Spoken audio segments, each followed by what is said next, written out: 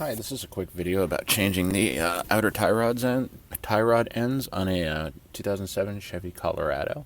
As you can see, I'm already kind of halfway through, and I just had the idea to record a video because I didn't see much else online showing how to do it. My other side is already done, and I was just making some progress on the passenger side here. But in any case, this is a very simple job. Parts cost about $31 each at my local Advanced Auto Parts store. I got the Moog, nothing special, but it was what they had in stock. This is a Z71. They're the 16 millimeter part. The computer also lists a 14 millimeter part. I assume that's for the non four-wheel drive models, but it was a little confusing, and I kind of had to take a guess about what to get. I had to pick up a few extra wrenches of different sizes. I wound up having most of what I needed, but there was a couple special things I had to pick up. So in any case, try to keep this short.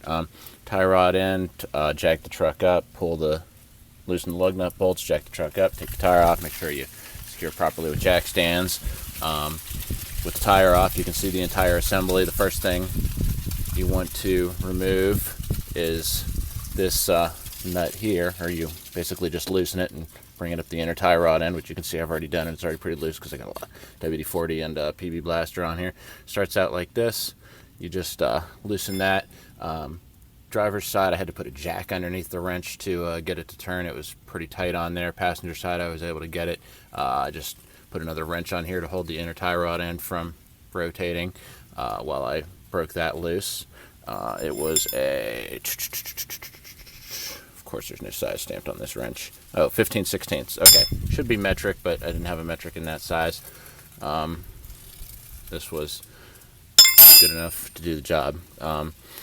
The second piece you need to break loose is the bolt on the end of the tie rod here, which you can see I've already done that. It's still kind of tight on there. I had to pick up give you the size here, because these are not sizes that most people typically have in their little toolbox. It is a 21 millimeter socket. The replacement part is actually a 22 millimeter, so I'm glad I got both.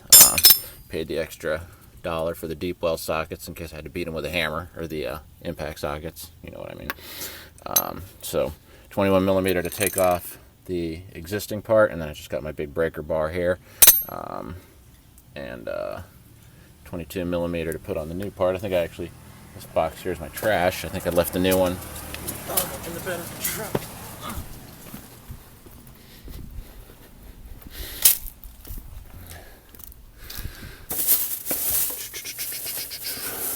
Here's another new one.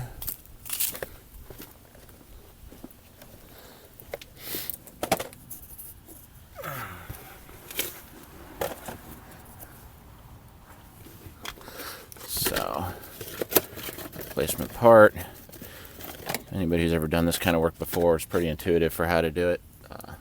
This is the replacement part. I'm not going to show the whole process here. I think you get the idea from this video.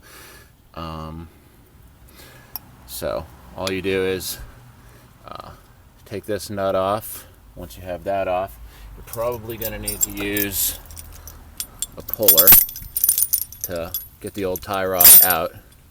And what you do is you kind of put it, hard to do with only one hand here, but basically put it like this, and then grab the bottom of the steering knuckle is a technical term for this, and then you just put a socket wrench on here and crank down on this until it pops out, because that piece is in there tight, and you just usually don't have any luck beating on the top of it with a hammer to push it out.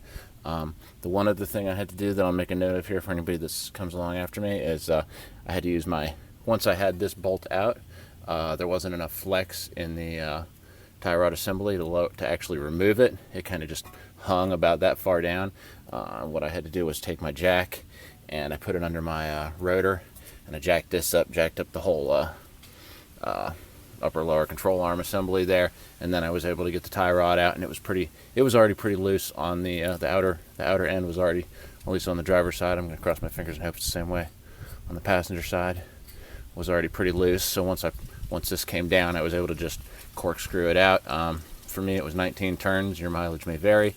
Count your number of turns, put it back on, put the new one on the same number of turns. If you drive straight down the road, you should be okay. I usually like to go in and just get my alignment checked afterward. Only other thing about the new parts is that they do come with the factory ones are sealed. The new ones come with, see if you can see it in the plastic here, it's got a new castle nut and a cotter pin and Zerk fitting. So the new ones you can actually grease. This video has already gone on too long. Apologize for the length. I hope it gives you everything you need to do this job. Save yourself some money, make your truck easier to steer, and pass your safety inspection. Have a nice day. Thanks. Out.